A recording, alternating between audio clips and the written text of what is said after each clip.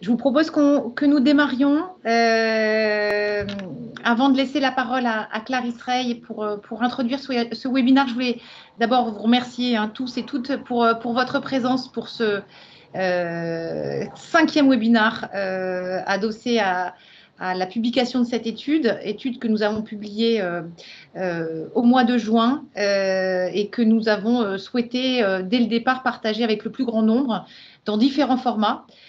Aujourd'hui, c'est un format qui est dédié je dirais, à 3 thématiques que sont la culture, la transformation des organisations, le modèle marchandise et la RSE. Et donc, je suis ravie d'avoir à mes côtés mes équipiers qui ont avec moi réalisé ce travail, que sont Franck Delpal de l'IFM et puis Igor Chen de Core Partners. On est très heureux d'avoir réalisé cette étude ensemble en combinant nos métiers, nos approches, nos regards et puis les éléments de fond qu'on a construits les uns et les autres depuis de très nombreuses années sur ce magnifique secteur qui est le secteur de la mode. Je vais laisser Clarisse introduire, je dirais, avec un mot du défi, je dirais, pour partager le sens de cette étude et le souhait qu'avait le défi et l'ensemble des fédérations dans le cadre de cette étude. Et juste quelques éléments pratico-pratiques avant. Je vous remercie tous de pouvoir éteindre vos micros, puisque ça permet d'être... que ça soit plus agréable pour chacun d'entre nous qui présentons. N'hésitez pas à poser vos questions sur le fil de discussion que nous regardons et que nous gérons en dynamique pour faire en sorte que quand vous posez les questions, on essaie instantanément de pouvoir aussi y répondre. Cette séquence webinaire, on a pour objectif de pouvoir vous faire partager nos points essentiels de fond sur à peu près 1 heure.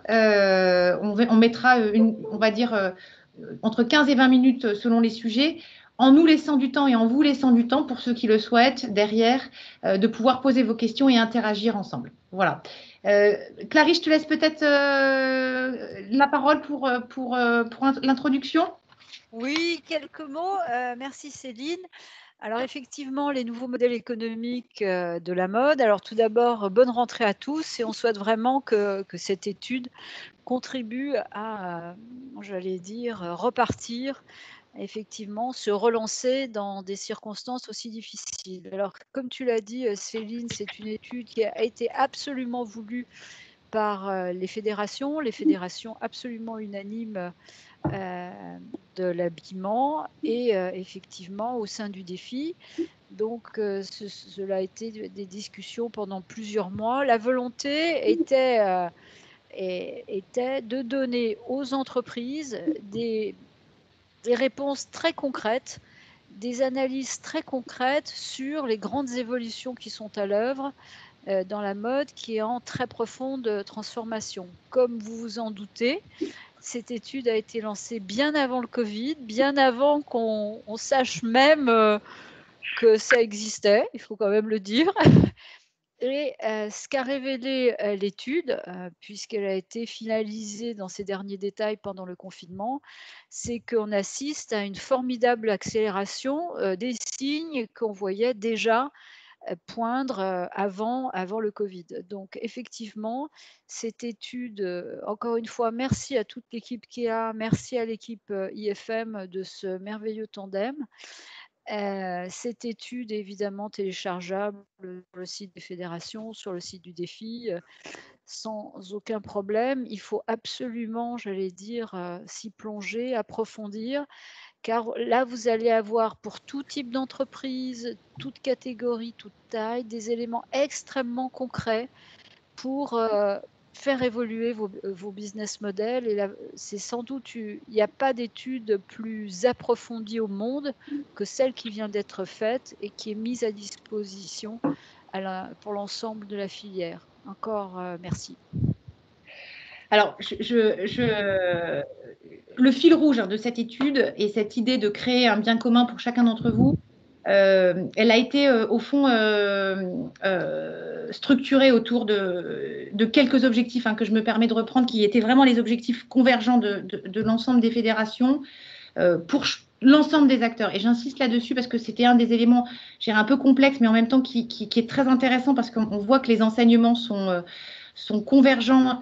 C'est au fond, pour chacun de ces acteurs, qu'on soit une structure naissante ou une structure à transformer, qu'on soit une marque, qu'on soit une enseigne, qu'on soit sur, on va dire, des seuils de développement entre 0, 50 millions et 250 millions, voire 250 millions et plus. L'idée, c'était d'apporter des voies, des moyens de réinvention des acteurs et donc de la filière dans sa globalité, en essayant d'intégrer des mutations profondes. Mais le travail n'était pas tant de dire on comprend les mutations, mais surtout c'est quelles sont les clés de lecture. Et avec cette idée, et je pense que c'est un postulat absolu, et je dirais qu'un certain nombre d'entretiens ont confirmé ce point-là, qui est de dire au fond, il n'y a pas de fatalité.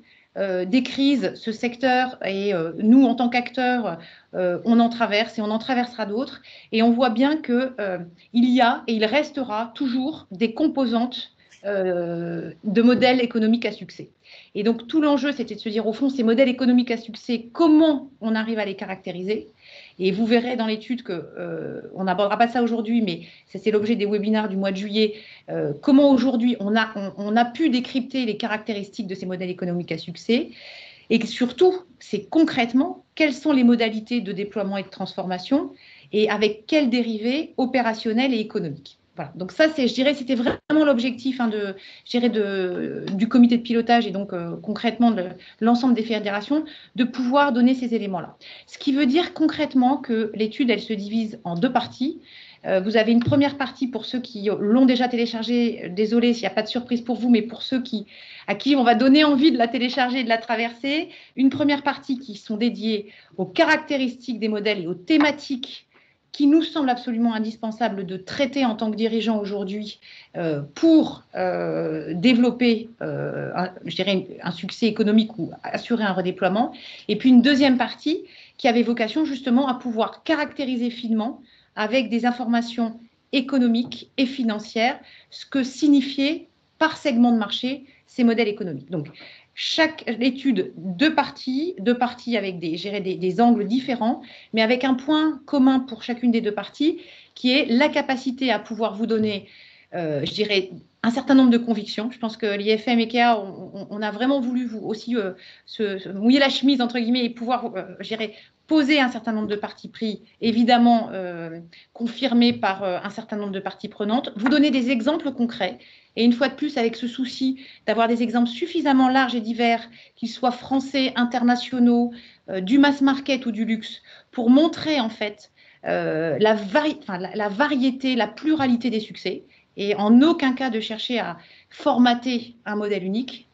Et puis, vous donner aussi des clés de lecture pour, entre guillemets, partager cette étude avec vos équipes, et avec des zooms et des façons de lire cette étude de manière soit très détaillée, soit très synthétique en fonction de votre temps et puis de l'intérêt de chacune des thématiques. Sur le plan méthodologique, en fait, je dirais que l'étude, elle est adossée à un certain nombre d'ingrédients, au-delà de la contribution très précieuse des fédérations et leurs challenges, une quarantaine d'entretiens menés avec des marques, des enseignes, une fois de plus, plurielles, qu'elles soient de tous qui couvraient l'ensemble des segments, l'ensemble des états de développement, l'ensemble des mix omnicanaux, des poids très différenciés de maturité internationale, et puis aussi également des personnes qui incarnaient le financement et les structures capitalistiques de nos marques et de nos enseignes. Le deuxième ingrédient, c'est évidemment les données financières publiques. On a analysé, investigué plusieurs centaines de comptes d'exploitation publiés pour permettre de gérer, au-delà d'une modélisation, de comprendre finement les variantes et les écarts types. Et puis évidemment, le travail que nous menons en permanence, que ce soit côté IFM ou côté KEA, en termes d'investigation et de recherche ad hoc. pour avancer sur le dossier, et peut-être pour ceux qui auront peut-être des contraintes, ce qu'on souhaitait et ce qu'on a fait à chaque fois, c'est quand même de vous permettre aussi d'avoir en un clin d'œil le résultat de ces travaux, et puis largement adossé, hein, notamment aux entretiens qu'on a pu mener et qu'on a essayé le plus possible, hein, de restituer dans le cadre de l'étude. Que retenons-nous en un clin d'œil? D'abord, le premier message, et ce que j'évoquais précédemment, je pense que ce qu'il faut avoir vraiment en tête, c'est le rejet d'une vision univoque. L'idée que la mode demain et le succès de la mode demain ne s'incarne qu'en un seul modèle serait une hérésie totale. Et bien au contraire, cette étude démontre les futurs souhaitables et les possibilités multiples, quel que soit le segment de marché. Et ça, c'est important. Il n'y a pas de segment de marché moribond. C'est quel que soit le segment de marché, la capacité à se transformer, se redéployer, avec évidemment des challenges de nature différente et des hauteurs de marche et des enjeux de transformation différents. Après, sans faux semblant, et vous le verrez si vous le souhaitez dans les caractéristiques économiques, on a des fortes hétérogénéités de profils économiques. Il n'en reste pas moins qu'en termes de génération de valeur, d'intérêt pour un marché et de contribution, on a démontré que les contributions étaient positives, quels que soient les segments de marché. Néanmoins, ce qui nous a beaucoup marqué aussi, c'est le deuxième point très important, c'est la convergence d'un certain nombre d'enseignements, une fois de plus, quels que soient les acteurs. Premier élément de convergence, c'est le fait d'aujourd'hui de souligner plus que jamais à quel point des prérequis sont absolument fondamentaux pour tous. Et ces prérequis, en fait, ils sont de nature relativement diverse. J'y reviendrai dans un instant. 5 thèmes qui ont été confirmés comme 5 thèmes centraux. Des caractéristiques transverses en termes de modèles gagnants qui font un peu socle dans les réflexions de transformation. Et puis, un dernier point, que sont les facteurs de résilience qui nous sont apparus évidemment pendant qu'on réalisait l'étude et qui ont été vraiment stigmatisés, catalysés par les acteurs qu'on a souhaité réinterroger en particulier dans le cadre de cette crise, que ce soit pendant la crise ou après la crise, et qui ont souligné également un certain nombre de facteurs de résilience qui sont à prendre en compte. Sur les prérequis, je pense que ce qu'il faut retenir véritablement, c'est le fait qu'aujourd'hui, il y a vraiment un point qui est souligné et qui a été extrêmement appuyé, qui est cet enjeu, je dirais au fond, de dépasser la notion de produit, de travailler le contenu des marques, quel que soit leur positionnement de marché, et travailler le contenu des marques signifiant, au fond, se réquestionner sur la singularité de sa proposition de valeur et la clarté de la cible client. Une fois de plus, ce point-là, il est revenu de manière quasi systématique, que ce soit sur des acteurs de masse ou des maisons de luxe, qu'elles soient petites ou qu'elles soient grandes. Le deuxième élément en termes de prérequis, et vous le verrez par les chiffres dans un instant, c'est cette capacité aujourd'hui, quels que soient ses moyens et sa maturité, d'activer une stratégie RSE tangible, que ce soit pour ses clients ou ses collaborateurs. Le troisième type de prérequis, c'est la question du mix et la capacité à pouvoir résolument, dès le démarrage ou le plus tôt possible, se questionner sur la capacité à internationaliser son concept. Et puis le dernier élément sur lequel je voudrais insister, qui est revenu pareil de manière quasiment systématique, c'est cet enjeu de se re-questionner sur son niveau d'excellence opérationnelle et la capacité des équipes, qu'elles soient managériale ou opérationnelle, de se renforcer, de s'outiller, de se muscler dans le suivi d'indicateurs et l'outillage associé à ces indicateurs. La culture de la mesure et cette nécessité de la culture de la mesure est revenue comme un élément de prérequis fondamental. Le deuxième volet, le deuxième point que je voulais aborder avec vous pour vous donner vraiment la big picture, c'est la question des thématiques, puisque une des clés d'entrée évidemment de cette étude, sur lequel on s'est penché avec les fédérations, c'était au fond de se dire, est-ce qu'il y a des sujets particulièrement stratégiques qui sont au top de l'agenda des équipes dirigeantes de nos marques aujourd'hui, et quel est au fond le degré de maturité par rapport à ces thématiques. Ce qu'il faut retenir par rapport à ça, c'est que, vous voyez les chiffres, hein, à la question auprès d'une quarantaine de dirigeants sur le degré stratégique des sujets, la criticité, donc le thème numéro 1, c'est évidemment la RSE, qui pour 100% des personnes interrogées font partie des thématiques stratégiques. Et si je fais le pendant sur la deuxième partie du tableau, où on voit que 82% d'entre eux considère aujourd'hui avoir d'ores et déjà activé cette thématique-là. Je laisserai Franck l'aborder dans le détail avec un point très intéressant en termes d'enseignement, c'est qu'on est aujourd'hui extrêmement loin du greenwashing sur lequel il y avait, je dirais, un peu de challenge il y a quelques années. Et surtout, ce qui est très intéressant, c'est qu'elle se traite de manière protéiforme et dans des logiques de stratégie de petits pas. Ce qu'on a constaté aussi, nous, post-Covid, c'était une de nos questions centrales qui était de dire, au fond, est-ce que la crise va balayer les efforts, les investissements, parce qu'il faut survivre et il faut se focaliser sur un plan de pérennité. Nous, ce qu'on a constaté, c'est qu'aujourd'hui, toutes les stratégies enclenchées sur le plan de la RSE, notamment par exemple sur les choix d'éco-conception, etc., n'ont aujourd'hui pas été remises en cause. La deuxième thématique majeure, c'est la définition de la stratégie data pour accroître la valeur client. Élément central, alors qu'on ne va pas aborder aujourd'hui, mais qu'on a prévu d'aborder vendredi, dans 2 jours, sur un webinaire dont la thématique, il y aura 3 thématiques qui seront abordées, et notamment le sujet de la data par la question de la data, où pour les dirigeants, vous le voyez sur le tableau de gauche, aujourd'hui, c'est un sujet qui interpelle, sur lequel peu d'entre vous ont véritablement avancé. On est plutôt en phase de démarrage, avec néanmoins cette conscience que demain, la valeur de la marque, la valeur de l'actif devra aussi intégrer cette notion de valeur client. La valeur client qui est concrètement la capacité à pouvoir développer de la valeur par client ou par tribu de client.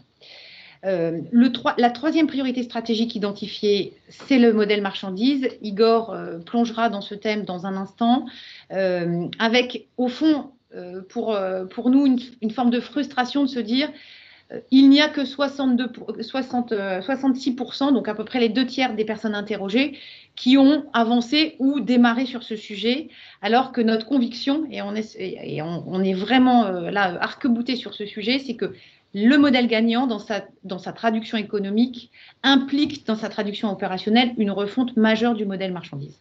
Et je laisserai Igor rentrer dans le détail.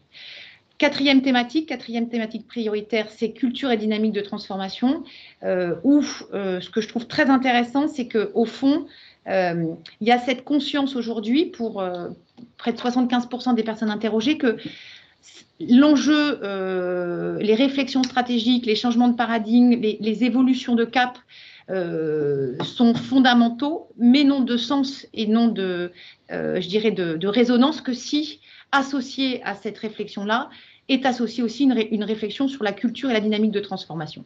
Vous voyez en termes de chiffres, peu de dirigeants se considèrent comme étant véritablement en train d'avancer en profondeur sur le sujet. Je ne vous cache pas que ce point-là et cette photographie des 40 entretiens est faite quand même avec une grosse partie des entretiens faits avant la crise. Je suis absolument convaincue, et ça fait partie des choses un peu marquantes qu'on a intégrées dans le cadre de l'étude. On a quand même énormément de dirigeants qui ont témoigné pendant la crise et post-crise de leur volonté absolument de transformer leur organisation, que ce soit dans des logiques de simplification, des logiques d'agilité, mais aussi dans des logiques d'évolution culturelle et de partage de sens. Et le dernier thème, innovation et technologie, comme vous pouvez le voir, sujet moins prioritaire pour les dirigeants, en posant très humblement, je dirais, un point qui est de dire, au fond, peu de temps pour vraiment se plonger, peu de maturité dans la capacité à appréhender les innovations sur l'ensemble des champs, et puis peu de moyens pour s'y investir. Et ce qui fait que ce sujet, même s'il est perçu comme extrêmement intéressant, extrêmement inspirant, reste un petit peu en deçà en termes de priorité stratégique. Le troisième enseignement, comme je vous l'évoquais, c'est qu'on a des modèles gagnants qui émergent, qui ont quand même un certain nombre de points communs, malgré cet enjeu de la pluralité. Pour nous, il y en a 3. Et une fois de plus, en traversant l'ensemble des univers, et quelle que soit la taille et quel que soit le niveau d'avancement en termes de développement, le premier élément, c'est vraiment le caractère hybridé aujourd'hui des modèles, avec cette idée que l'hybridation permet un point d'ancrage multiple par rapport aux consommateurs, par rapport au marché et par rapport aux voies de distribution. Les touchpoints se sont multipliés et surtout les risques sont pondérés.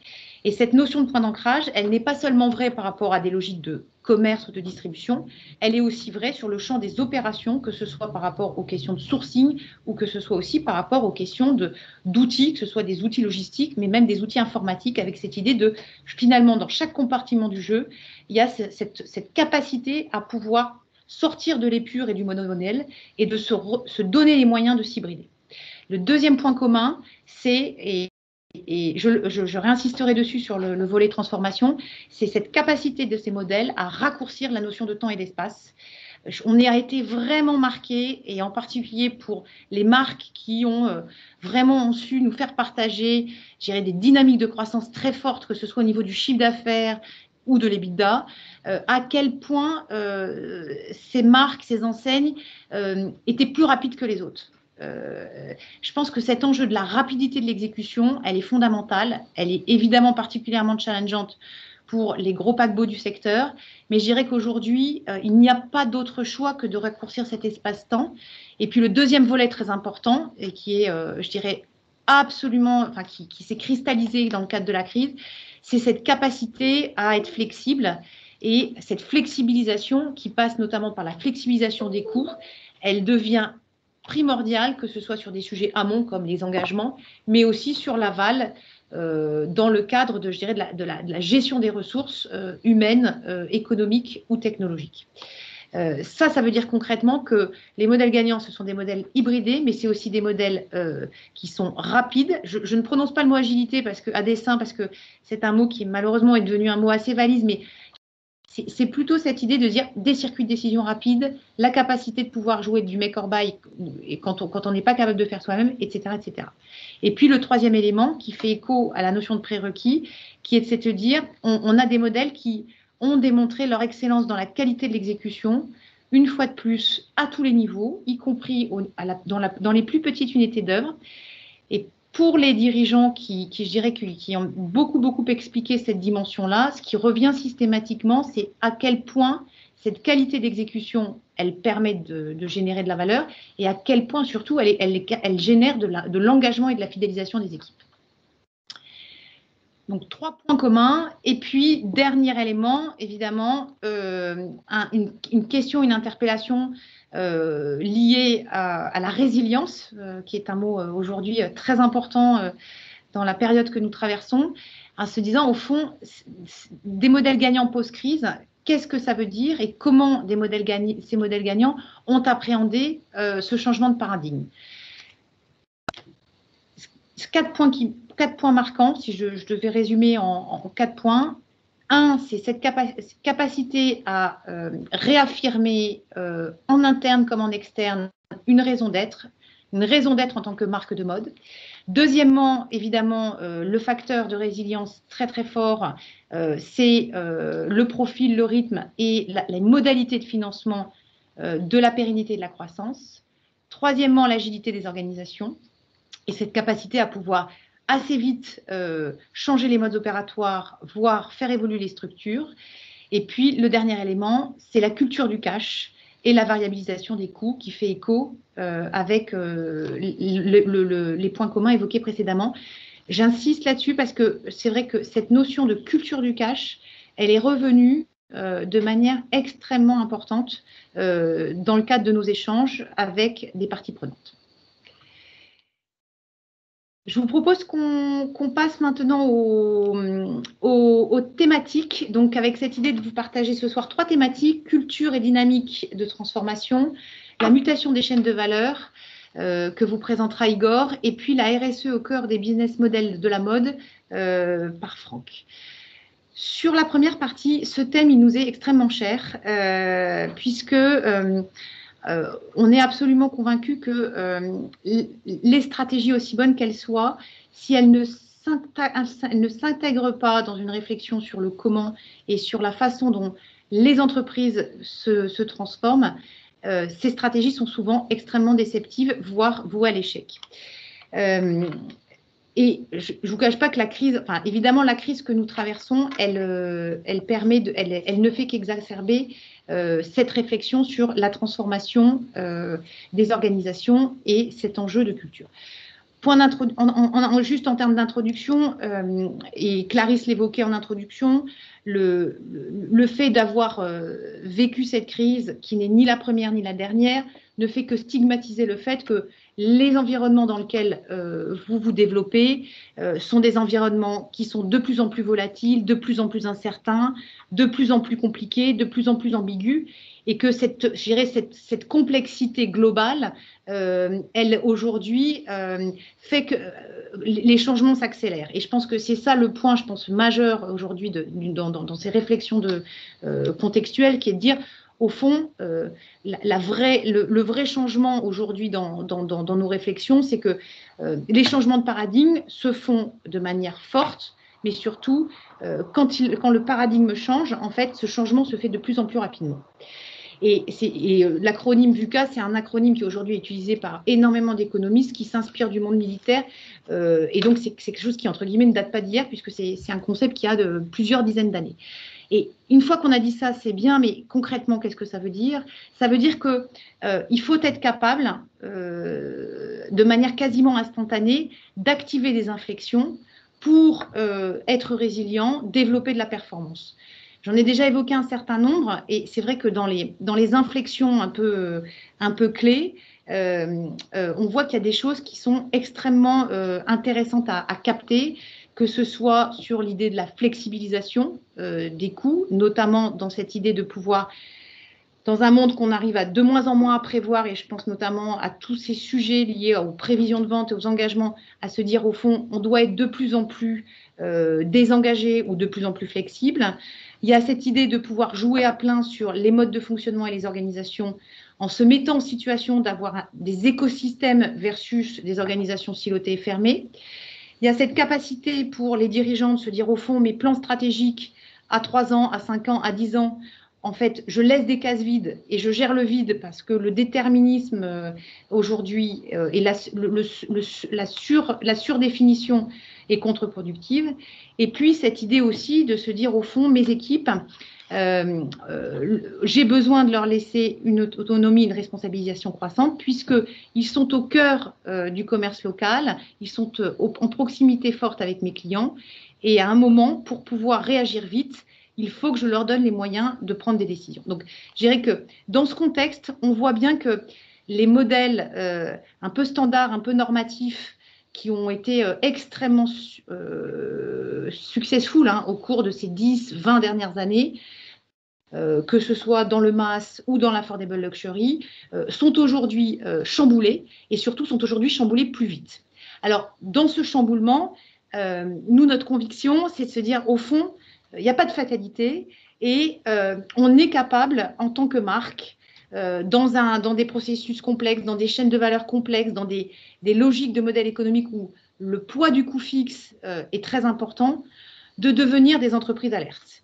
Et le fait d'être entreprise alerte, ça veut dire quoi? Ça veut dire être capable, en fait, de pouvoir être adaptative, de pouvoir être ouverte sur l'écosystème et de se donner, je dirais, autant de puissance dans une verticalité que je vais expliquer dans un instant, qui est le sens, le point de départ, et que de l'horizontalité, à savoir la capacité à pouvoir bouger vite. Donc, aujourd'hui, si je devais décrire très simplement, et une fois de plus, dans l'étude, vous verrez, on a essayé autant que faire se peut de vous donner des exemples et des illustrations de types d'entreprises qui, pour nous, sont des entreprises qui incarnent ces entreprises alertes, qui sont pour nous résolument des entreprises en voie d'apparition, et surtout qui sont des entreprises avec des modèles gagnants. Premier élément, si je commence par l'axe vertical, une entreprise alerte, c'est une entreprise qui est adossée à un socle authentique de valeurs, d'actifs immatériels. Alors, c'est quoi les actifs immatériels? Ce sont des actifs humains, des actifs organisationnels, des actifs relationnels, et qui ont, je dirais, conscience de ces actifs. Et concrètement, être conscience de ces actifs, c'est déjà se questionner de mais quels sont mes actifs? Qu'est-ce qui reste à la fin de la journée? Quels sont les actifs de mes équipes? Comment je prends conscience de mes actifs et comment j'en fais un capital humain, un capital organisationnel, un capital relationnel? Sur quel socle je suis adossée? Et ce socle, eh bien, il permet de définir le sens, définir le cap, ce cap aspirationnel porteur de sens pour tous, en fait, pour les collaborateurs comme pour les clients. Moi, j'ai été marquée par l'échange que j'ai eu dans le cadre de l'étude avec Riccardo Bellini, qui est le CEO de Chloé, qui disait à quel point cette crise lui avait permis, à lui et ses équipes, de se réinterroger sur le sens de la marque, sur la mission de la marque et dans quelle mesure la marque qu'il dirige aujourd'hui était capable de se réinterpeller sur sa raison d'être et le sens qu'il apportait au marché, au secteur et plus globalement à la société. Mais je dirais que ce cap, qui permet de se raccrocher et d'être un fil rouge, il ne permet pas, et il ne permet pas à lui seul de pouvoir assurer l'exécution. Et aujourd'hui, les entreprises alertes, c'est celles qui vont pouvoir être anticipatrices et donc pouvoir détecter les signaux faibles, accepter la multiplicité des informations, pouvoir identifier, sélectionner les signaux faibles capables d'être captés pour pouvoir assurer le lendemain et le surlendemain. Et puis, celles qui vont être agiles, je reviens, ça fait écho à la question de la capacité d'exécution, et pouvoir véritablement diversifier les modes d'action, accélérer des processus de décision. Et je dirais qu'au cœur de ce croisement, réside l'autonomie des équipes et cette capacité à pouvoir travailler avec des équipes qui partagent le sens et qui savent bouger vite, en responsabilité, dans des champs d'action qui leur sont précisés. Je vous donne un exemple. J'ai été dans les exemples, je dirais, d'agilité. On a eu, par exemple, pendant cette étude, des témoignages très intéressants de marques qui ont réussi à switcher, par exemple, en l'espace de 15 jours, d'un modèle wholesale traditionnel à un modèle online, des petites maisons de création qui se retrouvaient avec des carnets d'ordre fortement abîmés, voire complètement annulés, et qui, en l'espace de 15 jours, ont pu switcher. Ça n'était pas prévu, ils n'avaient pas de moyens, ils ont réussi à le faire.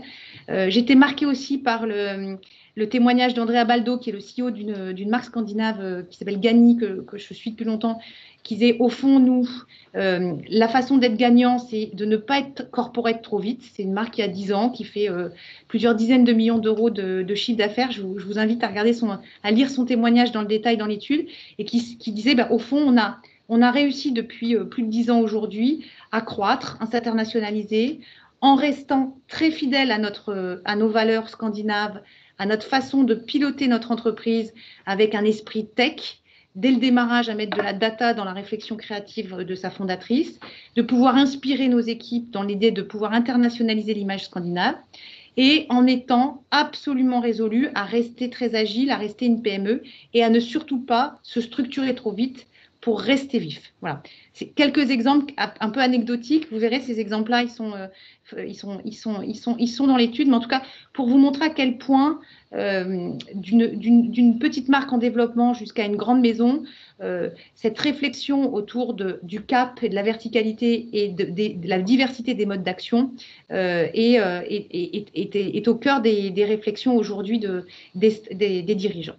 Alors, pour pouvoir se transformer et pour pouvoir devenir alerte, en fait, le point, c'est de se dire, au fond, la culture de l'entreprise, elle est au cœur de cette dynamique de transformation. Alors, le mot culture, c'est un mot, très humblement, qui parfois est difficile à expliciter et où aujourd'hui, on se dit, au fond, vu les priorités de pérennité, de tenue des chiffres, est-ce que c'est vraiment une priorité de s'occuper de la culture? La réponse est absolument oui, puisque la culture, elle couvre la question des organisations, elle couvre la question des comportements et la capacité des équipes, et absolument pas l'apanage des équipes RH, de l'ensemble des équipes managériales, de pouvoir animer leurs équipes et pouvoir développer de nouveaux modes d'organisation, des nouveaux modes de fonctionnement. Je pense qu'on a tous vécu cette crise, elle a comme par hasard énormément accéléré les prises de décision, comme par hasard énormément simplifié des opérations, des projets. Elle a mis en place des task force, y compris dans des organisations culturellement très silotées. Et moi, j'ai beaucoup de mes clients qui me disent, mais faisons en sorte que ce qu'on a pu faire pendant cette période, nous puissions le capitaliser pour aller beaucoup plus loin. Donc, aujourd'hui, ce sujet de la culture, c'est au fond comment, en tant que marque en devenir ou en tant que marque en pleine transformation, j'arrive à jouer sur le comment au service de ma stratégie et comment ces inflexions, ces transformations organisationnelles et culturelles me permettent d'aller plus vite et me permettent d'aller plus loin.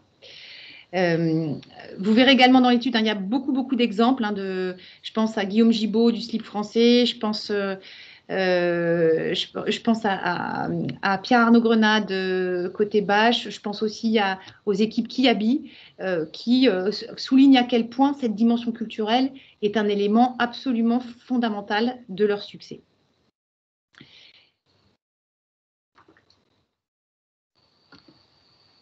Quelques exemples, je vois que le temps passe, je voudrais laisser vraiment la parole à mes équipiers. La question, c'est évidemment la question du comment et de se dire, au fond, est-ce que je suis capable véritablement, est-ce que j'ai le temps, est-ce que j'ai les moyens de pouvoir jouer sur cette dimension sans en faire un projet, je dirais, peu ancré dans la réalité et un projet qui est trop long. En fait, la réponse est oui. Nous, on est absolument convaincus qu'il y a 4 leviers qui sont extrêmement simples. En fait, d'abord, c'est la question de l'incarnation du top management, qui pour nous est un élément fondamental. C'est revenu beaucoup dans les facteurs de résilience des entreprises et des modèles gagnants. C'est la question de la personnalité du dirigeant et l'incarnation du top management. La deuxième point, c'est la capacité à agir en local. Quand on dit local, on ne pense pas que point de vente, évidemment. On pense aux plus petites unités d'œuvre et de se dire qu'au fond, on a la capacité dans chacune des équipes à pouvoir déclencher des actions un petit peu spécifiques sur lesquelles on joue du rythme, on joue du rituel.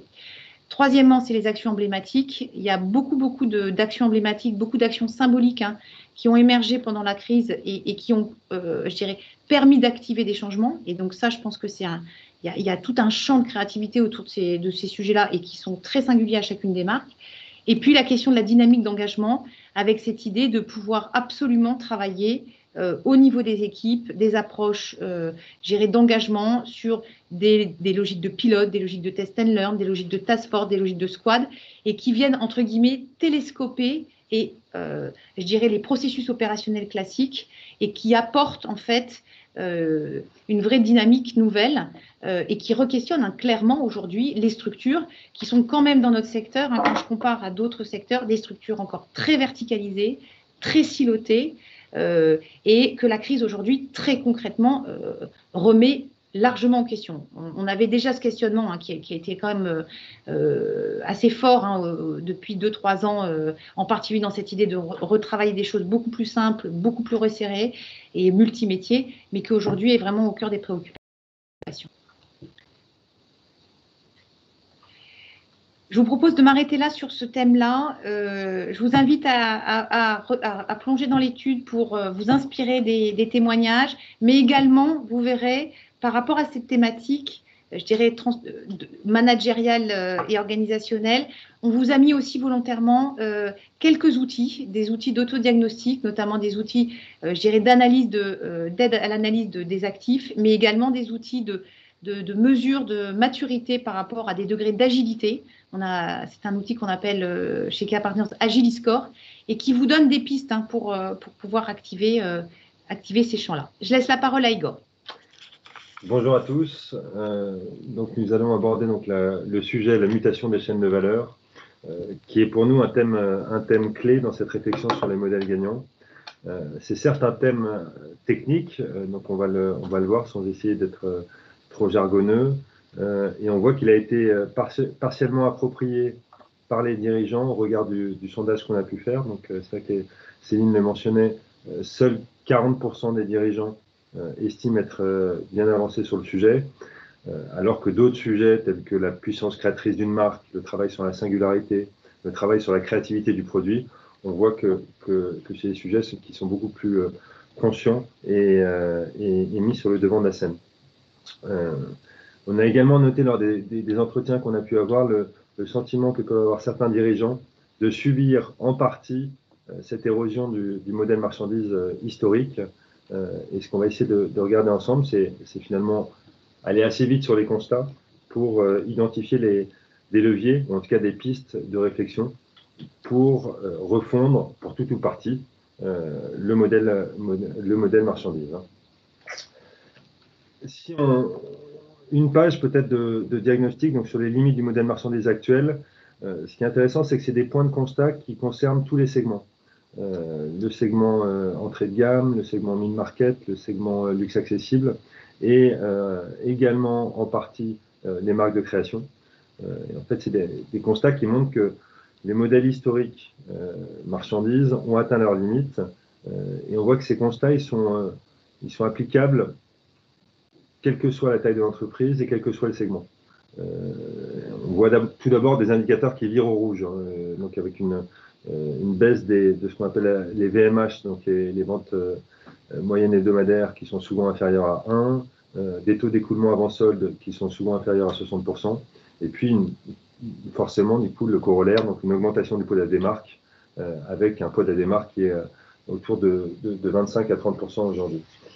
Si on regarde les 5 constats, le premier, c'est la rigidité des structures de collection et des calendriers d'offres. Donc, c'est le sentiment d'avoir des collections et des structures de collection trop complexes, trop lourdes, et surtout qui ne génèrent pas la performance escomptée. C'est également en fait la pression croissante sur les calendriers et la complexité qui est liée à l'internationalisation. Donc, l'internationalisation avec des acheteurs internationaux qui ont des exigences spécifiques en matière de calendrier, la nécessaire adéquation à la météo locale dans un contexte où les marques s'internationalisent, et puis forcément aussi des gestions de douane et de la logistique sur le plan international. Donc on a le sentiment que la machine s'emballe, et c'est vrai qu'il y a une citation qui avait été marquante lors de nos entretiens, qui était celle-ci, c'était un dirigeant qui nous disait « Au fond, l'enjeu d'aujourd'hui, c'est de reprendre notre destin en main et de reprendre la maîtrise ». Et c'était véritablement applicable à ce modèle marchandise. Le deuxième point, donc, c'est des pratiques d'achat contre-performantes. Et en fait, pourquoi? On voit que le trafic est, je dirais, par nature aléatoire. On voit qu'il est fortement soumis aux aléas externes, confèrent grève, manifestation, confinement. Et face à ça, on a des pratiques achats qui génèrent de la rigidité, avec des taux d'engagement avant saison qui flirtent avec les 80%. Et du coup, pas de capacité d'ajustement face aux aléas du trafic. Et ça on voit forcément que ça génère quoi? Ça génère des stocks, enfin, des taux d'écoulement plus faibles, donc des stocks et donc de la démarque. Donc il y a un vrai sujet sur la flexibilisation des achats et sur les leviers pour gagner plus de flexibilité et d'agilité. Le troisième point, c'est l'achat du chiffre d'affaires par la promotion et la démarque. Et du coup, par conséquent, dès le départ, une mise à risque de l'EBITDA et un EBITDA qui ne peut que s'effondrer du fait de la marge nette. Le quatrième point, qui est un point qui nous semble clé, c'est la remise en cause des saisons. C'est sûr que toutes les marques aujourd'hui jouent sur les saisons printemps-été, les saisons automne-hiver, souvent avec des pré-collections, des collections capsules qui vont jalonner l'année, et puis également des thématiques pour structurer, je dirais, les collections. Mais il reste un constat fort, c'est que les intersaisons sont toujours déceptives, voire contre-performantes. Et ces intersaisons, en fait, elles cristallisent l'écart entre un calendrier de l'offre actuelle qui ne répond pas finalement aux besoins réels des clients. Donc, si je prends un exemple, c'est-à-dire que l'implantation de nouvelles collections au sortir des soldes, alors que des clients ont une disponibilité relativement faible pour acheter de nouveaux produits, ça montre bien cet écart. Et en fait, on voit typiquement le mois de février et un mois souvent creux parce qu'on va implanter la nouvelle collection printemps-été, alors même que un certain nombre de dépenses a été réalisé pendant les soldes. Et du coup, ces mauvaises entrées de saison, donc de février, elles génèrent quoi? Elles génèrent des stocks qui vont empêcher une implantation valorisante de nouveaux produits pendant la collection printemps-été. Donc, elles vont avoir un impact sur ce qu'on implante en mars, en avril, en mai. Et c'est ces entrées de saison qui vont nourrir finalement les stocks à solder et à décoter en fin de saison. Donc, on voit vraiment que ces entrées de saison et ces mois d'intersaison, c'est des mois qui sont critiques et qui ont un impact lourd sur les modèles économiques des marques et enseignes. Le dernier point, c'est la marge brute. Donc, une pression de la marge brute, c'est deux choses. C'est à la fois le pilotage du taux de marge brute versus la masse de marge brute. Ça, c'est le premier point. Et puis, le deuxième point, c'est le pilotage de la marge brute versus la marge nette. Et c'est sûr qu'en allant chercher des taux, on va aller s'orienter vers des lead time de plus en plus longs, donc de 9 à 12 mois. Des circuits courts qui sont relativement faibles. Donc, nous, dans ce qu'on a pu observer, c'est 10%, 10 à 20% environ. Et puis des taux d'engagement élevés pour aller chercher finalement des taux de marge. La conséquence, taux d'engagement élevé égale plus grand apport, égale peu de capacité à réagir face aux aléas du trafic. Voilà en quelques mots les 5 constats. Forcément, on le voit au niveau des indicateurs, donc c'est le tableau que vous avez à droite, avec des clignotants qui sont devenus orange, voire rouge, et un enjeu fort finalement à les faire revenir au vert, parce que c'est des indicateurs qui sont majeurs pour la bonne santé économique des entreprises. Donc ces 5 indicateurs sont pour nous le cockpit du modèle marchandise, et donc c'est vraiment des indicateurs à surveiller comme le lait sur le feu. Le taux d'engagement avec un enjeu de flexibilisation. Le lead time, en fait on voit bien la pression de la marge brute et tout l'enjeu de jouer du multi-lead time, donc du court, du moyen et du long. Les VMH, donc on en a parlé, donc les ventes moyennes hebdomadaires, on voit que c'est un des indicateurs qui a le plus baissé ces dernières années. Et aujourd'hui, donc c'est des seuils critiques, finalement largement inférieurs à 1. Et du coup, c'est quoi le résultat? C'est que les équipes achats vont faire leurs prévisions d'achat sur des bases de VMH supérieures, donc vont acheter, imaginons pour une VMH à 1, et donc forcément, ça génère du surstock, de la démarque, et puis, in fine, en fin de saison, des résiduels. Et puis le corollaire d'une VMH trop faible, c'est un taux d'écoulement avançable qui est en baisse et un taux de démarque qui est en augmentation. Voilà sur les constats, 3 leviers, et on va rentrer sur chacun d'entre eux pour transformer sa chaîne de valeur. Je pense que l'idée, c'est sans doute d'aborder ces leviers avec beaucoup d'humilité, parce qu'on voit que la transformation d'un modèle marchandise, c'est des transformations qui sont lourdes, à la fois pour les équipes, parce que c'est une nouvelle manière de faire, une nouvelle manière de penser, en termes d'investissement aussi de temps en temps, parce que donc il y a quand même une optimisation de la marge nette qui va se faire aux dépens de quelques points de marge brute. Voilà, donc c'est des pistes de réflexion. C'est une transformation qui nous semble indispensable, mais par contre qui n'est pas anodine. Le premier levier, donc le calendrier de l'offre, je pense qu'il y a peut-être le premier point à retenir, c'est de repartir du besoin client en analysant finement les datas. Et finalement, en fait, de se dire, est-ce que mon calendrier de l'offre, est-ce que mes implantations mensuelles, mois par mois, elles sont cohérentes avec les besoins réels des clients? Si je vous donne un exemple, c'est vrai qu'on a coutume de penser que le mois de septembre, c'est le mois de la rentrée et c'est un mois fort en termes d'équipement et notamment en termes d'équipement de basique. En fait, dans certaines enseignes, quand on regarde les analyses, pas vraiment. Donc en fait, l'analyse de ces datas permet de bousculer les points de vue, et ce qu'on fait de manière mécanique, et de s'assurer que ce que je mets à un instant T en magasin répond à un besoin réel. Donc c'est bien tout l'enjeu, c'est là, c'est de faire effet de levier sur la data pour implanter le bon produit au bon moment. Typiquement, c'est quoi l'impact de la météo sur la consommation par type de produit? Donc ça, c'est des choses qu'on peut mesurer avec la data. C'est quoi les moments de consommation réels?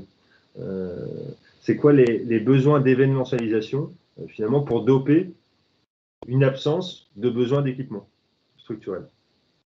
Donc les constats généralement qu'on fait, c'est que par moment, il y a des catégories de produits, le manteau, finalement qu'on implante à un instant T en magasin sur un mois donné, alors que la demande, elle est nulle et faible. Et forcément, dans ces cas-là, ça donne des magasins qui donnent une impression de surstock, des rotations de produits qui sont plus faibles, et du coup, une non-capacité à donner finalement des nouvelles implantations dans les mois qui suivent, qui sont valorisantes. Voilà, donc l'enjeu le premier point, c'est repartir du besoin client, mettre à disposition les bons produits au bon moment pour augmenter les VMH et les taux d'écoulement avant solde. Forcément, c'est que les marques qui s'essayent à repartir du besoin client, elles vont se poser la question de la rationalisation de la collection. Et la rationalisation de la collection à un instant T. Donc, c'est bon produit au bon moment, ça veut dire que je vais retirer les mauvais produits, ou en tout cas les produits qui n'étaient pas implantés au bon moment. Dans les analyses qu'on a pu mener, dans les échanges qu'on a pu avoir avec les dirigeants, on est sur une fourchette autour de 20% de modèles coloris en moins dans un point de vente sur un mois donné. Forcément, il y a un enjeu de compensation avec une VMH, donc des ventes moyennes hebdo supérieures sur les produits qui restent. Donc, c'est-à-dire que même si les produits que je vais retirer, c'est de temps en temps, il y en avait zéro qui se vendait, de temps en temps, il y en avait peu qui se vendaient, et c'est que même le peu que les marques vendent, bah forcément, ça doivent être compensés lorsque je les retire par une meilleure rotation, par des meilleurs VMH des produits qui restent. L'avantage de rationaliser ces collections à un instant T, c'est un financement des collections qui est moins lourd, des engagements qui sont plus tardifs, et puis du coup un BFR qui s'optimise.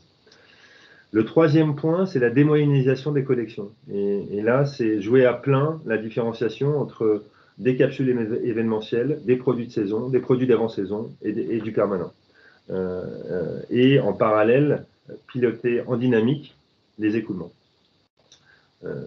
Enfin, sur le calendrier de l'offre, c'est intéressant aussi de regarder des exemples qui ont poussé, je dirais, à l'extrême ces principes. On peut penser au drop. Donc, c'est vrai que Suprême l'incarne, on va dire, de manière très connue, avec une recherche de la rupture de stock et forcément donc avec des taux d'écoulement maximal et le plus court possible. Le deuxième exemple qui nous semble intéressant, c'est le process de précommande avec Asphalt, par exemple, qui a fondé son modèle dessus. Et là, on voit bien, en fait, cette logique de repartir des besoins consommateurs, parce que c'est en ayant un stock de précommande que le lancement de la production sera défini. Et puis même, je dirais que dans le process d'élaboration des produits, on voit cette sensibilité de mettre les attentes réelles des consommateurs au centre. Que ce soit le drop, que ce soit les capsules, que ce soit les collabs, que ce soit la précommande, en fait, ce qui est intéressant, c'est que c'est des leviers qui sont activables, quelle que soit la taille, quel que soit le segment. Alors, certes, les exemples qu'on a donnés, Asphalt ou Suprême, sont 100% basés dessus, mais on voit beaucoup de marques parmi celles qu'on a interrogées qui consacrent une partie de leur collection à du drop, à des capsules, à des collabs, justement pour générer rotation, envie, renouvellement et meilleur VMH. Le deuxième levier pour refondre ce modèle marchandise, c'est gagner en flexibilité et en réactivité.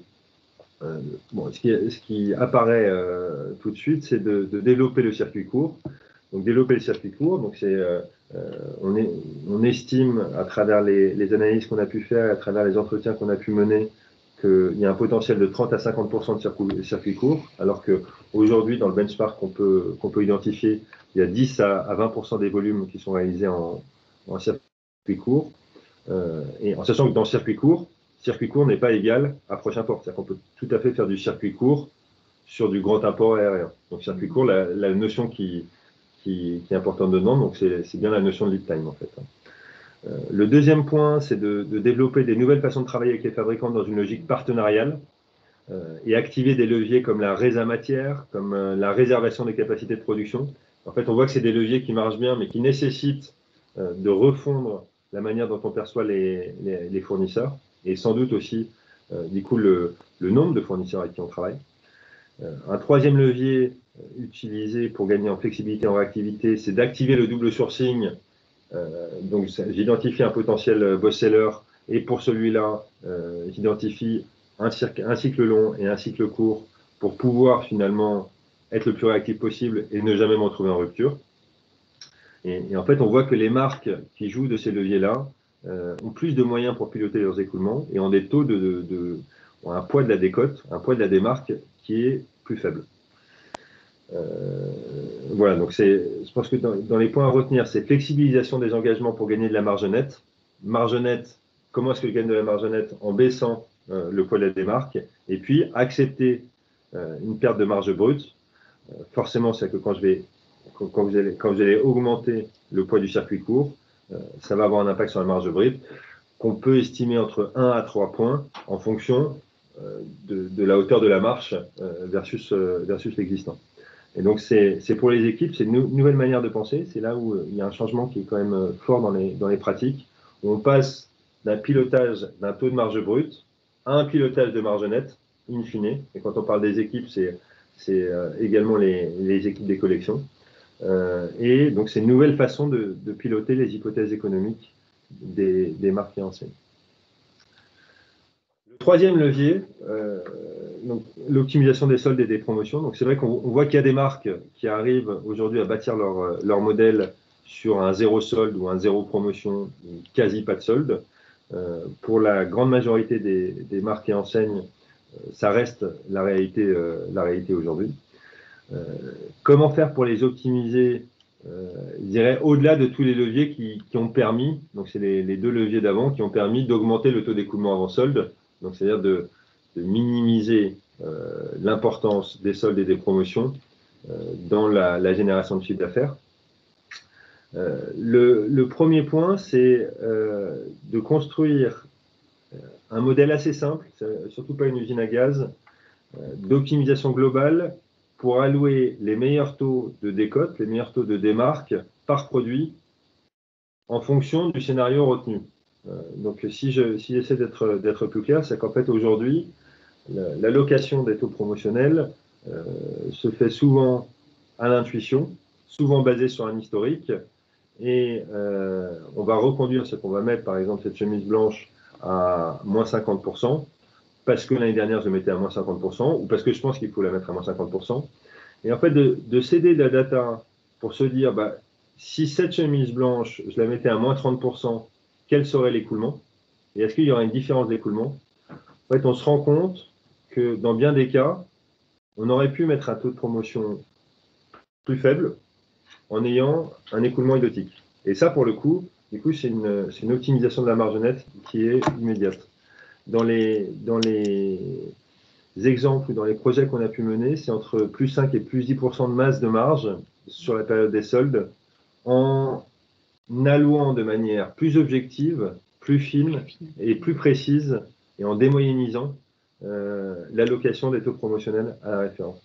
Et puis, c'est également aussi l'objectivation, c'est assez lié, mais c'est l'objectivation des écoulements futurs entre le moment où on donne un taux promotionnel et puis le démarrage des soldes. Alors, bien souvent, et c'est normal, c'est-à-dire qu'on se dit, bon, bah, cette chemise blanche va s'écouler à temps, et du coup, c'est-à-dire que le taux promotionnel que je vais fixer, bah, c'est en fonction des prévisions de l'écoulement à l'instant T, et plus je vais être fiable sur ces prévisions, et là aussi la data est une aide, et meilleur je vais être dans l'allocation des taux. Donc voilà, donc c'est des outils qui sont assez simples et activables pour l'ensemble des entreprises, quel que soit le segment et quelle que soit la taille.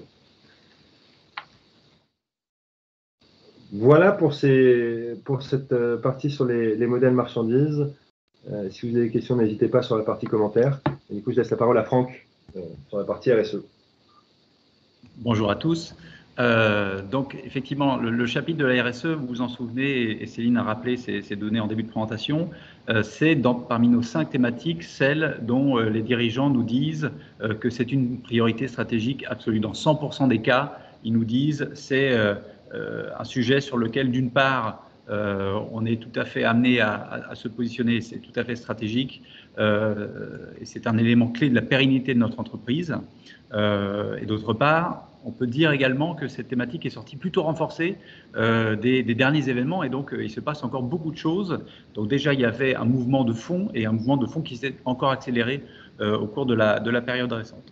Donc ce qu'on peut dire, et ce qu'on retient en tout cas de nos échanges avec les dirigeants d'entreprise que nous avons rencontrés, c'est qu'aujourd'hui, ne pas se positionner sur cette thématique, sur ces sujets-là, c'est courir le risque à court terme de se retrouver quasiment hors marché, de plus être dans les standards, dans les attentes qui sont aujourd'hui celles des consommateurs. Donc, je le disais, cette thématique s'est trouvée encore renforcée au cours des dernières semaines. Je pense que vous suivez les dernières études consommateurs qui sont publiées, tous les résultats. Et clairement, cette dimension, elle a clairement progressé très, très fortement au cours des dernières semaines. L'attention à la traçabilité et tous les sujets de RSE au sens large ont clairement connu une accélération très, très forte. Ce qu'on observe également, c'est une évolution à la fois dans la forme et sur le fond, dans la prise de parole des marques sur ce sujet. Sur le fond, il y avait déjà des thématiques assez fortes.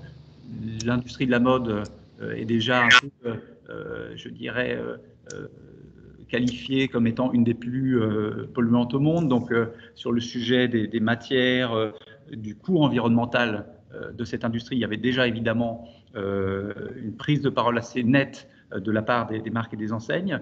On peut dire que de nouveaux sujets trouvent en tout cas un écho du fait de la situation que nous connaissons, à savoir plutôt celui de l'emploi, de la relocalisation, de la préservation des savoir-faire. Donc tous ces thèmes-là trouvent, je dirais, un nouveau souffle et deviennent des préoccupations croissantes de la part des consommateurs. Donc là, c'est plutôt sur le fond, sur la forme. Ce qu'on retient également de nos échanges, c'est que après une phase où les enseignes et les marques ont beaucoup communiqué sur leurs engagements, sur un registre un peu qui est celui de la volonté de changement, les approches qui se développent aujourd'hui sont plutôt fact-based, basées sur vraiment des choses très concrètes, des résultats. Donc, il suffit plus seulement de revendiquer une volonté de changement et d'être conscient, je dirais, de ces problématiques-là. Ce qu'attendent aujourd'hui les clients et ce que les marques construisent aujourd'hui, c'est vraiment des indicateurs, des preuves très tangibles et très concrètes qu'elles agissent et que leurs actions ont un résultat tangible.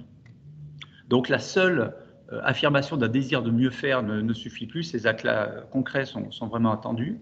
L'autre sujet sur la forme, c'est qu'après une phase où on voyait plutôt des initiatives, je dirais, rattachées à certaines divisions des entreprises, donc sur le sourcing d'une part, sur la seconde main, où voilà, chacun voyait un peu midi à sa porte et travaillait sur une des dimensions, on assiste à l'émergence d'approches plus intégrées de ces problématiques, qui amène évidemment à des réflexions un peu plus stratégiques quant à la manière d'intégrer ce questionnement-là au cœur de la stratégie des enseignes et des marques, et sur la manière également d'opérationnaliser ces sujets de façon un peu plus systémique. Donc voilà en quelques mots ce qu'on retient en résumé sur ces thématiques-là.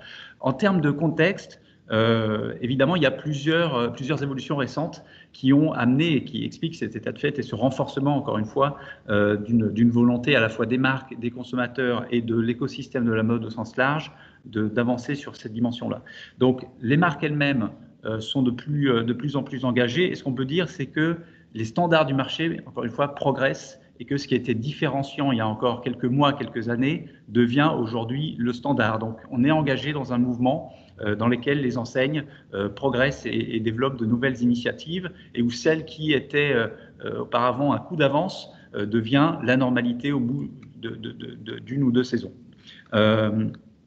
D'autre part, évidemment, je dirais que cette problématique elle est adressée différemment selon la taille, le niveau des entreprises. Donc, on voit toujours des éléments de différenciation, mais les attentes croissantes des consommateurs concernent aussi bien le mass market que le luxe, aussi bien les petits acteurs que les grandes enseignes. Donc, tout le monde.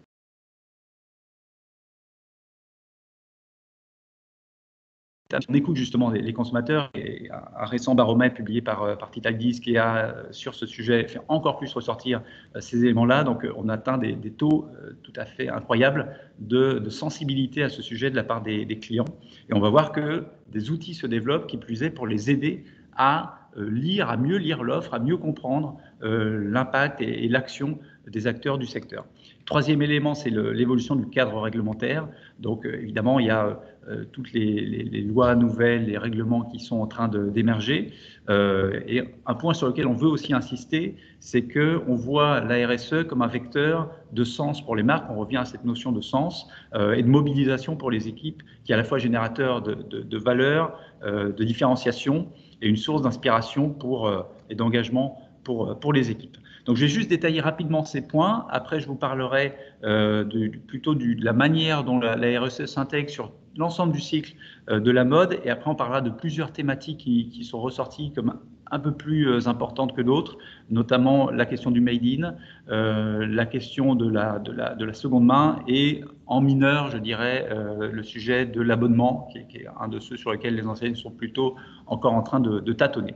Donc, on peut passer à la diapo sur voilà, je dirais la manière dont et les différentes approches, les différents prismes par lesquels les enseignes, les acteurs de la mode se positionnent.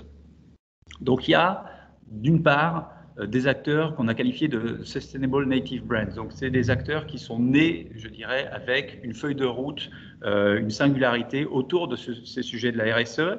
Ces acteurs-là ont su prouver leur viabilité, leur capacité à se développer à grande échelle. Si on raisonne sur les marques dont on va parler un peu plus tard, qui sont 100% localisées en France, etc., c'est des gens qui ont réussi à scaler, qui ont réussi à se développer. Donc, la preuve est faite aujourd'hui qu'on peut avoir ces engagements, on peut concilier un engagement fort, environnemental ou social, ou les deux, et un développement économique important. Donc, il y a déjà tous ces acteurs qui, en tout cas, constituent en quelque sorte des points de référence pour les acteurs plus traditionnels du mass market ou du luxe vers des modèles vers desquels on peut s'inspirer. On a également, du côté des marques, je dirais une approche qui est un peu plus progressive. Et évidemment, elle repense l'ensemble de leur chaîne de valeur et l'ensemble des phases successives qui sont potentiellement génératrices d'output négatifs sur l'environnement ou en termes social. Donc ça, on va rentrer en détail par la suite là-dessus. Et puis enfin, il y a du côté des nouveaux modèles économiques, vraiment des startups et des acteurs émergents, sur des thématiques comme la seconde main, l'abonnement, la location, des acteurs qui se développent très fortement. On a identifié quelques pépites sur chacun de ces thèmes, et vous pourrez vous reporter à l'étude également pour comprendre les leviers de succès de ces acteurs, qui soient dans l'abonnement, la location ou la seconde main. Et il y a cette idée aussi d'open innovation, donc que des acteurs installés peuvent, en collaboration avec ces startups, travailler un peu en marque blanche et s'approprier les innovations et la manière en tout cas d'intégrer de manière assez fluide ces composantes dans leur modèle économique. Donc, un mot quand même sur le Covid, avant de passer à la slide suivante. On est engagé dans cette dynamique-là et clairement, les dernières semaines, les derniers mois que nous avons vécus sont plutôt en faveur des modèles économiques qui intègrent ces notions de RSE. D'une part, par un désir de rassurance des consommateurs, d'autre part par une certaine forme de désorganisation, disons-le, des chaînes logistiques traditionnelles qui ont montré la très forte dépendance européenne aux pays de grand apport, la question de la sécurisation des approvisionnements, de l'innocuité des produits, et ça a fait naître un élément positif qui est quand même un renouveau, on peut en parler, d'une sorte d'esprit de filière. Donc ça s'est cristallisé autour de ce sujet de la production des masques, mais aujourd'hui ce nouvel état d'esprit, les acteurs ont envie de le faire perdurer. Il y a cette initiative qui s'appelle Savoir-faire ensemble, dans laquelle Guillaume de Seine et d'autres acteurs du secteur, comme Guillaume Gibault, sont positionnés. Et donc cette idée que la filière peut en tout cas travailler de manière un peu plus responsable et pour le bien commun, c'est quelque chose qui est né et qui a été cristallisé par ce moment, mais que ces acteurs-là ont envie de faire perdurer sur le long terme. Donc, on peut passer maintenant à ce cycle, justement, et à toutes je dirais, ces étapes dans lesquelles des innovations et des initiatives sont mises en œuvre par tous les acteurs. Là, vous avez, au cours de ce cycle, des exemples à chaque fois, des best practices, quelque part, incarnés par des acteurs qui nous ont semblé particulièrement bien représenter tous ces éléments-là. Donc, c'est très riche, vous le voyez. Et l'idée globale, c'est évidemment de passer d'un modèle, ça va un peu dans le sens de ce que disait Igor précédemment, de sortir de ce côté très linéaire, production vers des débouchés qu'on suppose, qu'on estime plus ou moins bien, et qui génère des stocks et une certaine faiblesse en termes économiques, vers un modèle plus circulaire, où d'une part les anticipations sont un peu mieux anticipées et sur lesquelles l'ensemble du cycle de vie du produit est considéré. Donc, de la conception, on peut raisonner en termes d'éco-conception notamment, avec des outils de mesure de l'impact quant à l'utilisation de certaines matières, de certains colorants, quant au travail sur les fibres et à leur capacité à être recyclées ou non. Donc évidemment, toutes ces problématiques-là sont aujourd'hui sur la feuille de route des acteurs du secteur. En termes de production, on parlera la prochaine fois vendredi d'innovation et notamment de tous ces sujets de production à la demande, de minoration des déchets et évidemment d'intérêt croissant pour les circuits courts et de nouveaux arrangements qui peuvent s'opérer au sein de la filière. Donc ce sujet de la production aussi, il est tout à fait rebattu par le nouveau contexte. Le sujet du transport, de la logistique, donc vous avez là quelques idées, quelques sujets, quelques best practices, que ce soit justement sur la manière de gérer les flux ou même sur les questions de l'emballage, de la récupération des produits. Donc il y a évidemment beaucoup d'initiatives et beaucoup de choses qui se passent sous nos yeux. Sur le retail, alors le retail c'est souvent d'ailleurs un des contributeurs majeurs au bilan carbone et à toutes les activités souvent des enseignes. Donc il y a de vraies réflexions autour de ça, à la fois dans le constat, la mesure et puis dans les actions entreprises pour limiter cet impact. Et après, on arrive à la fin de vie du produit, donc déjà son usage et la manière dont il peut être prolongé, réparé, circuler entre différents consommateurs, et toute la question de la fin de vie des déchets, de la collecte, de la récupération des invendus et de leur capacité à être réemployés, recyclés pour clôturer la boucle. Il faut savoir qu'aujourd'hui, on est à moins de 1% des produits, des vêtements qui sont créés, qui servent, ne serait-ce que pour, je dirais, de l'isolation ou des usages qui ne sont plus des usages de mode, qui servent à clôturer ce cercle. Donc on a évidemment un chemin important à consentir et avancer sur ce sujet-là. Donc, si je peux me permettre de t'interrompre, Franck, moi juste je rebondis sur cette démonstration et cette idée qu'on évoquait en introduction en disant le champ des possibles est multiple et il y a plein de possibilités. En fait, nous, ce qui nous a marqué aussi par rapport à cette réflexion, comme tu le réévoquais, c'est que les consommateurs aujourd'hui poussent et en même temps, il y a quand même cette question d'une forme de schizophrénie. Ils veulent des produits engagés, ils veulent des produits sustainable et en même temps, le prix reste un des critères numéro 1 de chez numéro 1. Et puis, on a été aussi marqué quand même par le pragmatisme des dirigeants qui, tant bien même, posent ce sujet comme une priorité et sur lesquels ils considèrent avoir démarré. En fait, il y a aussi une forme de pragmatisme très fort en disant les choix sont multiples, mais il faut quand même faire des choix. Parce que se pose quand même la question du financement de cette transformation responsable. Et les moyens sont évidemment extrêmement limités, que ce soit financiers ou humains. Et en fait, dans la boucle que vous fait partager Franck, c'est vrai qu'une des grandes leçons, c'est de se dire il y a quand même cette question de l'anglage. On ne peut pas tout faire d'un coup.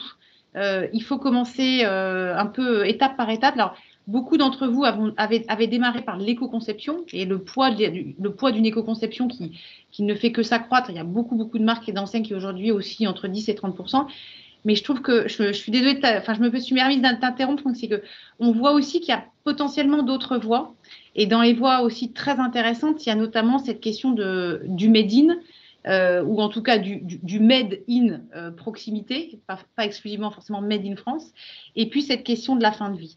Et si je rebondis sur cette notion de fin de vie et de made in, c'est qu'il y a un autre élément, un deuxième élément intéressant, je trouve, dans les enseignements, c'est qu'on commence à voir aussi des acteurs, et c'est ce on souhaite de le plus possible avec Franck, c'est qui enfin raisonnent, non pas dans des logiques autonomes de stratégie de petits pas seuls, mais qui se disent au fond, on est plus fort à plusieurs, et on commence à entrevoir, et c'était assez marquant, il y a eu quelques exemples, très bels exemples, notamment sur le salon du Made in France la semaine dernière, des exemples, je dirais, d'un type nouveau où on voit des formes d'alliances et d'acteurs qui se fédèrent pour pouvoir gagner des appels d'offres, des marques qui commencent à travailler en open source pour pouvoir permettre à des plus petites marques de se faire héberger sur des fonctionnalités autour de la RSE. Ce que je veux dire aussi, c'est que quand on parle de changement de paradigme, ce n'est pas que des choses qu'on subit. Il y a aussi, sur ce sujet-là en particulier, et ça sera aussi vrai sur le sujet d'innovation qu'évoquera Franck Grandier prochain, cette logique de dire, en tant que business unit, en tant qu'acteur économique, seul, je n'y arriverai pas. Et donc, il y a ce pragmatisme aussi de se dire, on change un peu l'approche et on ouvre le champ.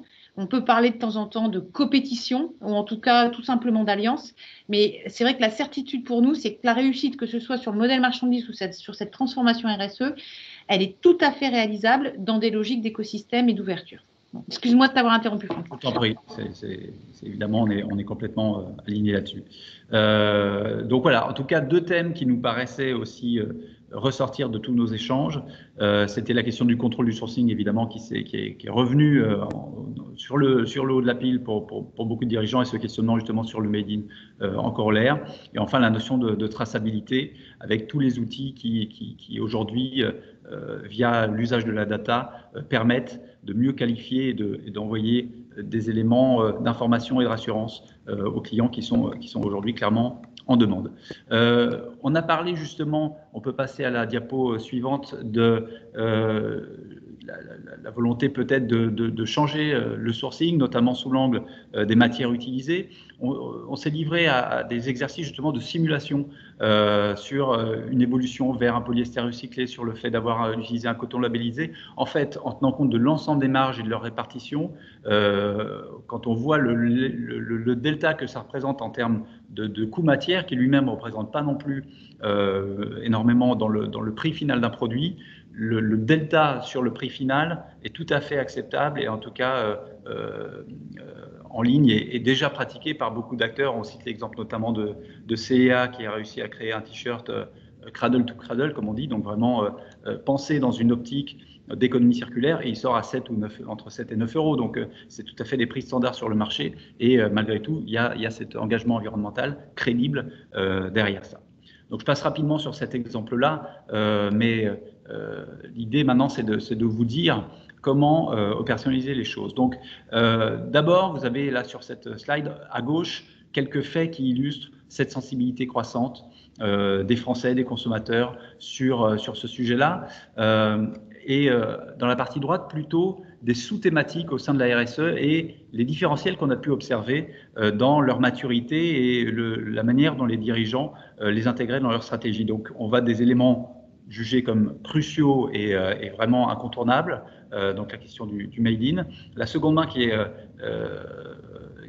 très mature et qui commence à être bien intégré, c'est un marché, encore une fois, tout à fait important. On l'estime rien qu'en France à 1 milliard d'euros, donc c'est tout à fait colossal. Et puis des sujets qui sont un peu plus émergents, en tout cas, que sont l'allocation et l'abonnement, sur lequel, malgré tout, on voit à l'international des acteurs émerger et qui sont tout à fait inspirants. Donc, sur chacune de ces thématiques, rapidement, on va rentrer sur ces sujets-là. Donc d'abord sur la question du made in et l'enjeu de la préservation aussi de certains savoir-faire. On a étudié justement ces stratégies de localisation des marques. Encore une fois, on n'est pas, comme le disait Céline, uniquement dans le Made in France. Aujourd'hui, la manière dont les acteurs raisonnent, c'est déjà un Made in Europe, et c'est ça l'échelle qui fait sens aujourd'hui. Même dans le luxe, on est évidemment sur un équilibre entre la France, l'Italie, le Portugal, des destinations comme ça proches, et c'est aujourd'hui, je dirais, le territoire d'expression assez naturel et de sourcing assez naturel pour ces acteurs-là. Donc évidemment, le Made in France fait sens pour les consommateurs, encore qu'il y a eu beaucoup de doutes et beaucoup de confusion par rapport à ce label-là. Et l'autre élément, c'est de se dire que face à cette multiplication des différents labels, encore une fois, la data, le fait, constitue vraiment, je dirais, un élément différenciant important pour les consommateurs, donc pouvoir s'appuyer sur des éléments tangibles pour sortir de cette suspicion de greenwashing qui peut parfois exister chez certains consommateurs. Donc, on vous cite évidemment une pépite, c'est 1083, là, avec une promesse claire que un jean, où aujourd'hui la marque s'est évidemment étendue sur d'autres catégories de produits, ne sera pas sourcé au-delà des limites de l'Hexagone, et avec une stratégie en face de cumul des marges, d'intégration verticale et de suppression des intermédiaires, aussi un effort sur les marges quand même assez important consenti pour que le modèle tienne et puisse à la fois proposer des produits abordables et malgré tout tout à fait traçables et localisés au sein de l'Hexagone. Donc, vous pourrez lire dans l'étude justement les facteurs clés de succès d'une enseigne comme celle-ci, mais c'est évidemment des modèles qu'on voit un peu se développer dans un peu tous les univers, que ce soit la chaussure, la maroquinerie. Donc, on voit toutes ces marques maintenant en capacité d'être concurrentielles et malgré tout de produire en France. Le Made in France, le Made in au global n'est pas non plus un sujet si simple que ça à opérationnaliser. Il y a d'abord la question de trouver les fabricants. Ces savoir-faire-là qui ont été challengés maintenant depuis beaucoup d'années. Il y a évidemment rendre ce choix viable économiquement à travers l'effort qui peut être, je le disais, réalisé sur les marges. Et puis enfin, une capacité à croître à l'international qui est parfois rendue un peu difficile par ce sourcing-là qui peut être un peu limitant. Donc, c'est des enjeux qu'il faut évidemment avoir en tête, mais certains acteurs et certaines belles histoires montrent que malgré tout, c'est possible. Donc, ça, c'est le premier thème. On peut passer au second, qui est aussi, encore une fois, extrêmement développé, qui est celui de la seconde main. C'est un phénomène durable. Dans la consommation, on voit le poids que prennent aujourd'hui ces acteurs-là, et c'est tout à fait significatif. C'est historiquement, évidemment, plutôt un segment qui est entré en résonance avec un désir de consommation dans un contexte où on consomme à peu près 4 fois plus de vêtements qu'il y a 30 ans. Donc, il y avait cet appétit et cette frénésie, et la seconde main est d'abord apparue comme une manière d'acheter à des prix abordables, mais depuis, les acteurs ont aussi défendu et affirmé cette dimension environnementale en disant qu'un vêtement qui est déjà produit a évidemment un impact environnemental moindre qu'un vêtement nouveau, même s'il est pensé de manière responsable. Donc, les acteurs, vous les connaissez évidemment. Sur le segment plutôt premium luxe, on a The Real Real aux États-Unis, on a Vestiaire Collective en France, et puis un acteur sur lequel on a vraiment insisté au sein de l'étude parce qu'il est connu, il est visible, mais il n'est pas forcément aussi bien compris, c'est Vinted, et donc avec des détails sur la manière dont cet acteur a réussi à se tailler vraiment une part de marché très très importante sur un segment qui avait l'air déjà d'être assez mature. Donc il se passe encore beaucoup de choses, et on est vraiment, encore une fois, Céline parlait de nos convictions, et une des convictions, c'est celle que ce modèle-là de la seconde main, il est promis à un bel avenir, il est en tout cas encore en capacité de croître, notamment via la stratégie des marques et des enseignes, de ne pas laisser à ces acteurs-là la primeur de ce marché et à intégrer au sein de leur offre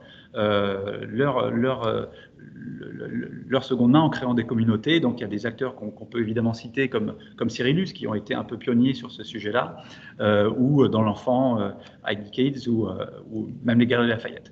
Donc la prochaine étape, c'est pour les marques et pour les enseignes de se demander et d'intégrer ça à leurs opérations pour, encore une fois, ne pas perdre ces clients et ne pas perdre cette marchandise et qu'elle sorte complètement de leur radar.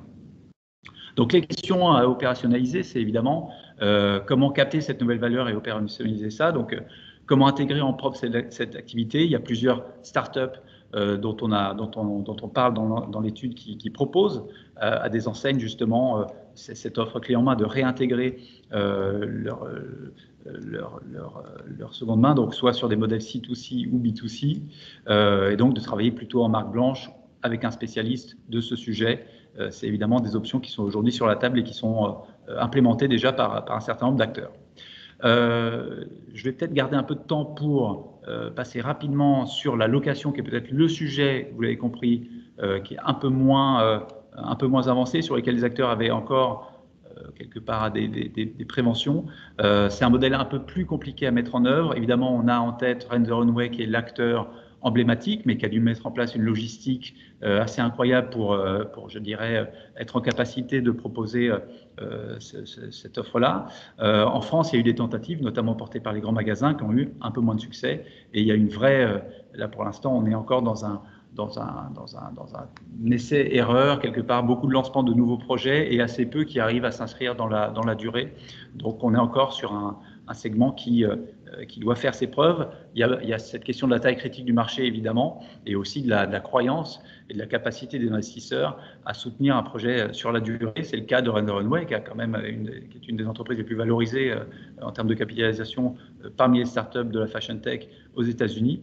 Donc, il y a toutes ces questions derrière là. Donc, les barrières à l'entrée sont élevées. évidemment, faire de la location en modèle économique aujourd'hui en France, c'est pas évident. Certains acteurs tentent l'intégration, encore une fois, via des startups de cette offre-là, mais le fait d'avoir justement resté dans un modèle où on produit avant de vendre et finalement le BFR est assez important pour lancer sur ce sujet-là, fait qu'il y a quand même une capacité assez limitée à le faire, et cette question de la logistique, évidemment, de gestion des produits, qui est d'une complexité assez grande.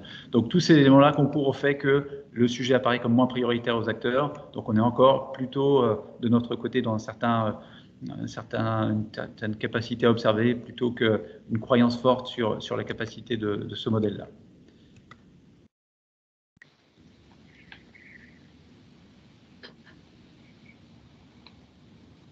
Aujourd'hui, donc, on a, comme prévu, partagé avec vous donc 3 thématiques, sachant que la séquence de vendredi reprendra la thématique culture et transfo et traitera la question de la valeur client par la data, et puis la question de l'innovation, donc sur le même créneau qu'aujourd'hui, c'est-à-dire 17h30, 19h.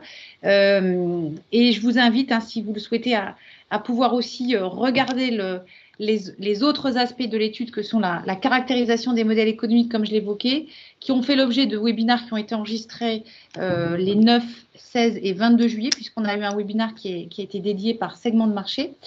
Et puis, écoutez, il reste quelques minutes si vous le souhaitez. N'hésitez pas, vous pouvez rebrancher vos micros et puis éventuellement nous solliciter, poser vos questions. J'ai pas vu beaucoup de questions sur le fil de la discussion, mais donnons-nous quelques minutes pour pouvoir éventuellement interagir si vous le souhaitez. En tout cas, merci pour votre attention.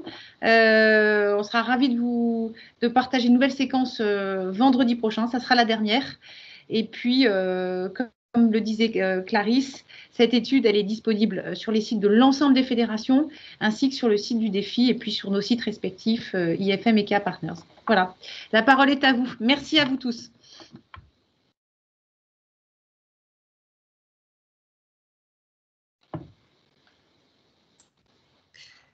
Bonjour, vous m'entendez? Oui, très bien. Oui, bonjour, j'ai bien une question. Merci pour cette étude et cette super complète présentation. J'ai remarqué en fait que l'étude portant sur la RSE était principalement axée sur les questions environnementales, et qu'il manquait peut-être l'aspect sociétal. Et je voulais savoir si lors de vos enquêtes, si les sociétés, les marques ont montré un engagement également envers ces questions, ces priorités également. C'est-à-dire les sociétés, on parle beaucoup, par exemple, du respect des fournisseurs, toute la partie, vous savez, éthique et sociétale, qui, à mon sens, manque un petit peu ici. Et je voulais savoir si c'est des sujets que vous avez abordés avec eux également, ou qui peut-être sont dans l'enquête que j'ai pas encore eu le temps de lire, mais que je vais regarder. Alors, pour répondre à votre question, quand on pose la question aux dirigeants de leur niveau de priorité stratégique sur la RSE et leur degré de maturité, dans 100% des cas, la RSE ne se résume pas au E. Donc, à votre question, est-ce qu'aujourd'hui, dans cette réflexion RSE, on a des marques qui aujourd'hui se questionnent sur le social, le sociétal, l'environnemental? La réponse est oui. Après, on a fait le choix, dans le cadre de cette étude, de plutôt focaliser les exemples, les illustrations et les investigations sur la partie environnementale, mais c'était plutôt un choix par rapport à notre étude, parce qu'il nous semblait qu'en termes de maturité et de capacité à pouvoir actionner à court terme, c'était plus tangible, plus prégnant. Et les dimensions sociales et sociétales, on les a considérées comme plus singulières, plus propres à chaque marque. Il y a notamment beaucoup d'engagement de beaucoup de marques dans des réflexions sur leurs relations fournisseurs, des réflexions aussi par rapport à leur rôle au sein de certaines fondations, etc. mais qui, dans la plupart des cas, est plutôt réservé à l'interne. Donc, c'est aussi pour ça qu'on n'a pas souhaité beaucoup appuyer sur ce sujet-là. Mais c'est un champ fondamental, bien évidemment, et qu'il est de plus en plus, hein, dans les années à venir, tout à fait. Super, merci beaucoup. Alors, j'ai joué une question de Dorothée Dufour. Est-ce possible de visualiser les webinaires de juillet en replay? Bonne question. Je me renseigne. J'ai peur de vous dire une bêtise. Je sais qu'ils ont été enregistrés. Je ne sais pas où est-ce qu'on y accède aux enregistrements. Voilà. Donc, on revient vers vous. On passera éventuellement le message au niveau des fédérations.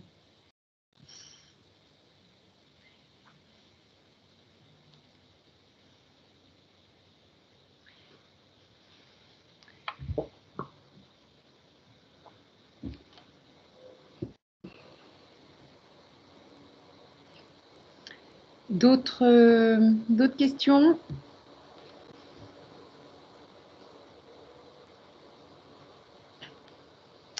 Bah, écoutez, merci à tous. Merci à Igor, merci à Franck de m'avoir accompagné. Merci de votre participation. Et puis, écoutez, avec grand plaisir, rendez-vous vendredi pour les thématiques complémentaires. Voilà. Merci beaucoup. Merci, au revoir. Merci.